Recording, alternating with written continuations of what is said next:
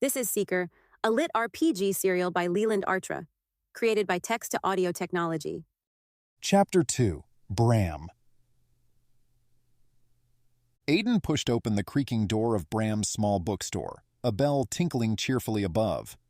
"Out in a moment," Bram called from the back through a half-open door.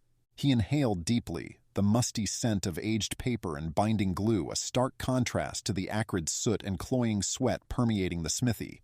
Both different from the forest loam and musks of the forest. They all made him feel welcome and content. The differences are a pleasant contrast to his life, setting each part neatly apart from the others. He still wasn't sure which he preferred, and then he wondered why he felt like he had to choose. It wasn't like anyone would care if he spent time in the bookstore, the smithy, or the forest.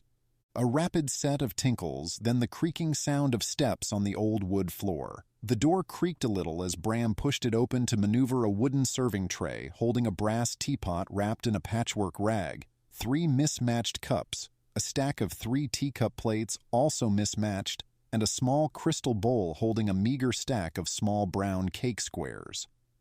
Bram was a portly fellow with a ring of dark black hair around a rather shiny bald cap on his head. He stood much shorter than Aiden and wore an old shirt, vest, and pants all clean but with patches and stitched repairs evident. Far from a wealthy or successful merchant, Bram still managed to look respectable. Placing the serving tray on the narrow counter, he looked up with a wide grin. "I thought it might be you," he said as he began setting the cups on saucers. Green cup on a blue porcelain saucer, a flower-shaped white cup with a red rim on a green saucer with a small rim chip on one side, and the largest brown cup with the heavy handle on the pewter saucer. He started filling the cups with the steaming tea. "Why 3? "I sent Tilda with a payment a couple of hours ago to Holden. She said she'd be back about now." "Tilda," Bram said, feeling a slight burning in his cheeks and a little dizzy. As if her name called her into being, the door behind Aiden opened, the bell ringing out, and Tilda's lanky but clearly female form moved around Aiden as if he was merely a decoration. Tilda placed an almost cube-shaped parcel wrapped in brown cloth and tied with hemp cord on the counter next to the serving tray. "Here's the books," she announced. "Ah, good. No problems then. I made you some tea and I have cakes." "Thanks." Tilda picked up the green cup, popped a cake in her mouth, and drank the entire cup of tea in one breath. Putting the empty cup back down with a clink, she asked, "Got any other errands?" "It was fun running to Holden and back." Bram shook his head. "Sorry, not today. Take more cakes if you want." "Okay," she chirped happily. "I'll go check if there are any messages at the market. Thanks for the cakes."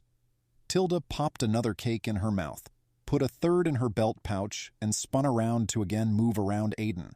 As she passed, she said, "Hi, Aiden. Mom told me to let you know she likes the spade you made for her." Hi, Tilda. Thanks. If she needs more gardening tools, just let me know. We have plenty of scrap metal and I need the practice." "You're sweet," Tilda said as she left. With the sound of the doorbell ringing twice and the soft thud of the door closing, she was gone. Aiden looked out the shop's window to see her jogging down the street towards the central square which doubled as the village market. Her lithe form barely swayed enough to make her braided hair swing back and forth. A soft chuckle brought Aiden's attention back to Bram. "What?" "Just looking at youth and being glad I'm not that young," Bram said, holding out the larger cup of tea on the pewter saucer. "Huh?" Bram, offering the tea with a knowing smile, replied, "The folly of youth, my friend. Plans grand and bold, yet at a glance from the object of our affections, they scatter like leaves in the wind." Aiden felt his cheeks burning as he took the tea. Instead of saying more, he tried to take a sip, but it was too hot. That gave him an excuse to concentrate on blowing it cool and taking a noisy slurp. Bram stepped around the counter and put his teacup and saucer with a couple of cakes on a small table between 2 padded reading chairs. Then he sat down with a sigh of contentment. He wiped his ink-stained hands on the equally ink-stained apron protecting his clothes. His eyes crinkled in a smile behind round spectacles as he gestured Aiden into the other chair. Aiden stacked some cakes on his saucer and carefully moved into the other chair. The small storefront was lined with mostly filled bookshelves and held the 2 reading chairs for both Bram and any customers to enjoy.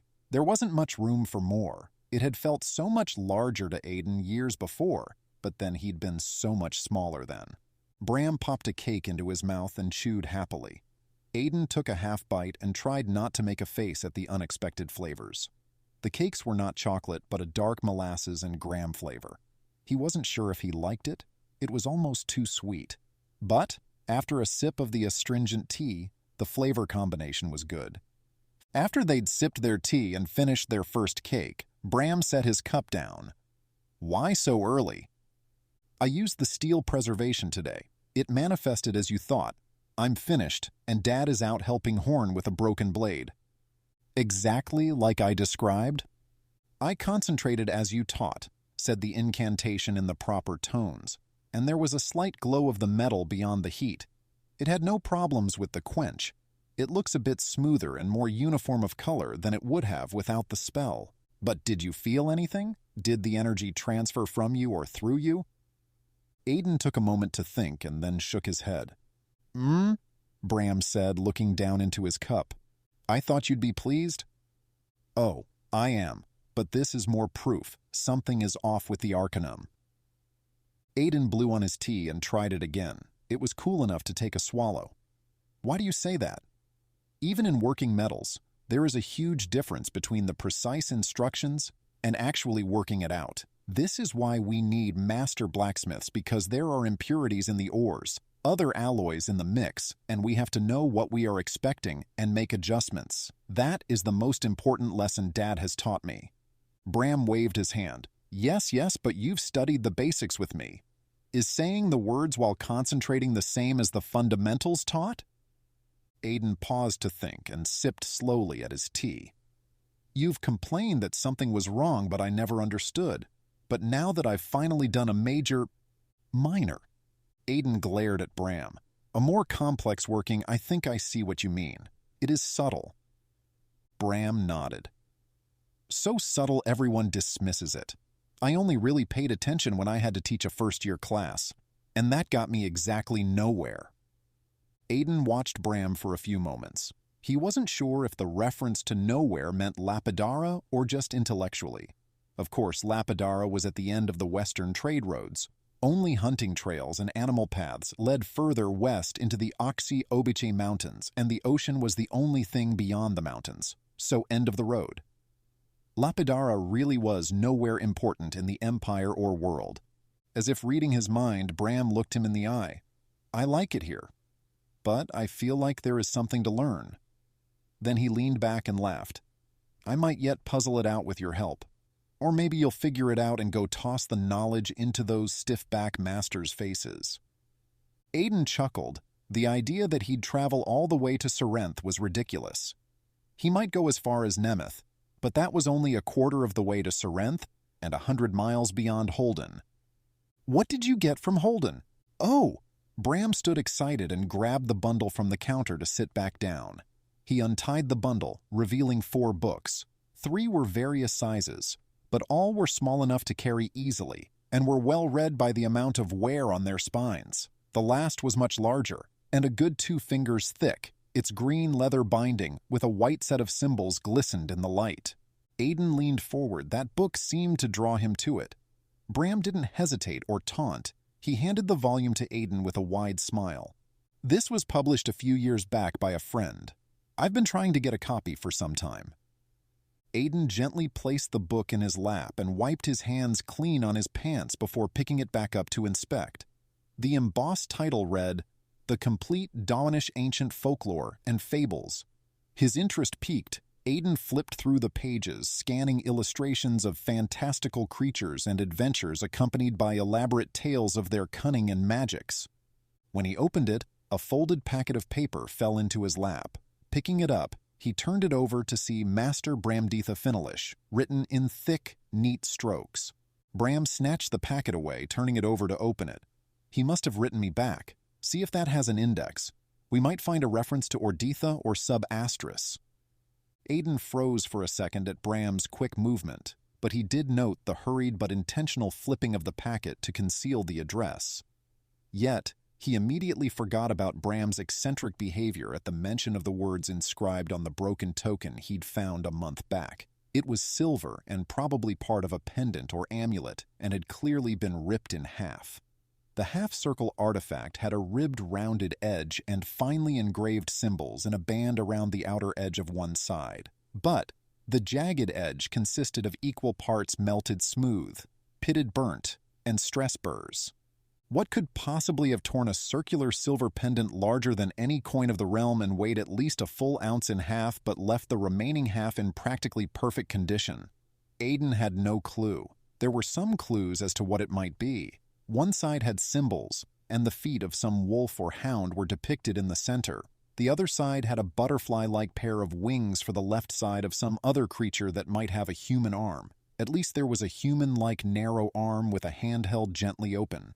On the butterfly wing side, there were two partial phrases, the first going around the top over the wings, the other around the bottom. The top one started Magister Custos Orditha A, and the bottom one started with sub asterisk ultra.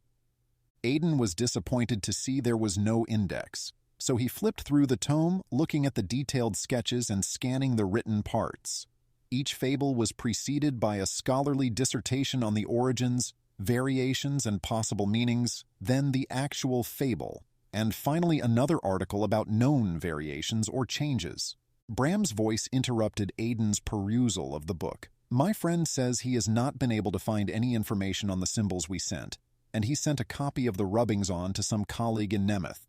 He agrees the inscription is Old Imperial, and it means something like Master Guard, and the lower part says Bowing to the Heavens.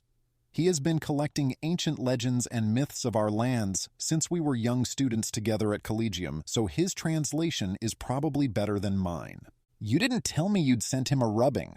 Actually, I sent rubbings to a few colleagues at the Surinth Bibliotheca and the Collegium. James is just the closest.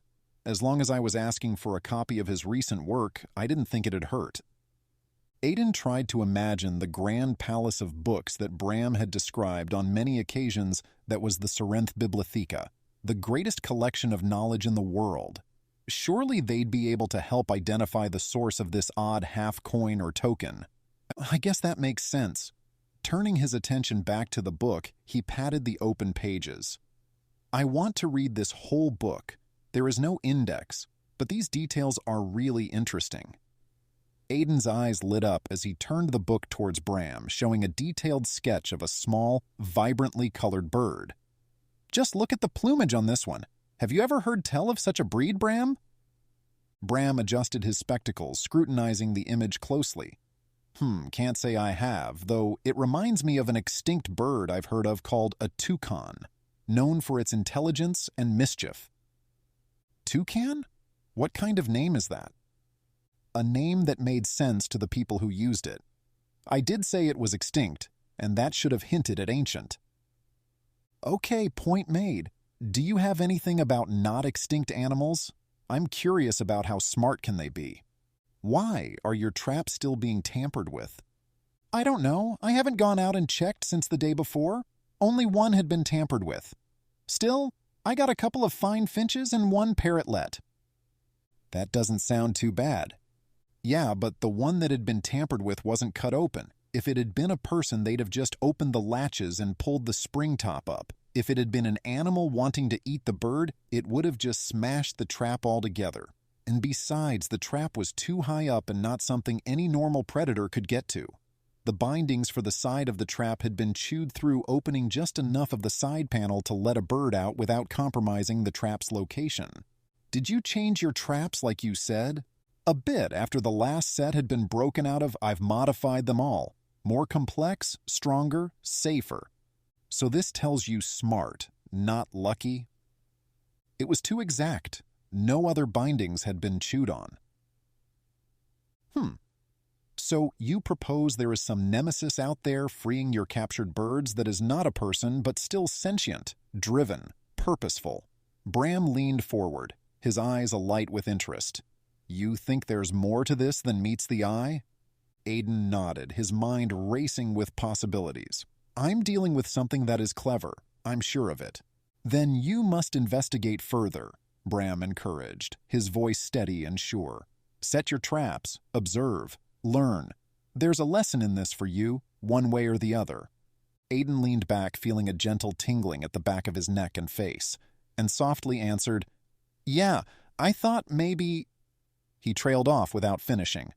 Noticing Aiden's sudden mood, Bram reached over to gently pat him on the shoulder.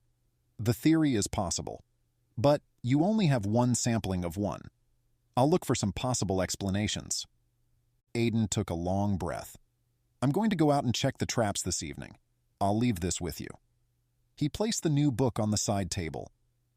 "Very good. Maybe your nemesis will be gone. Tell you what, I have some work I need to finish. Why don't you go check your traps now? If your dad is going to be out at Horns all night, we can have dinner at Jumpers." Aiden smiled. He loved the breads and fried foods at Jumpers. "Yeah, I can meet you there, maybe 7 if I go now." Bram nodded. "Between 7 and 8 then." Aiden stood and helped carry the teacups and dishes to the serving tray, then made for the exit. Bram called out one last piece of advice. "Move carefully, take notes, and be aware." "I will. See you at Jumpers." He stepped out of the shop into the crisp late afternoon air, the bell chiming a cheerful farewell.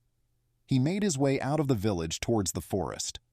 Pausing at the forest canopy's edge, Aiden looked upward through the swaying boughs.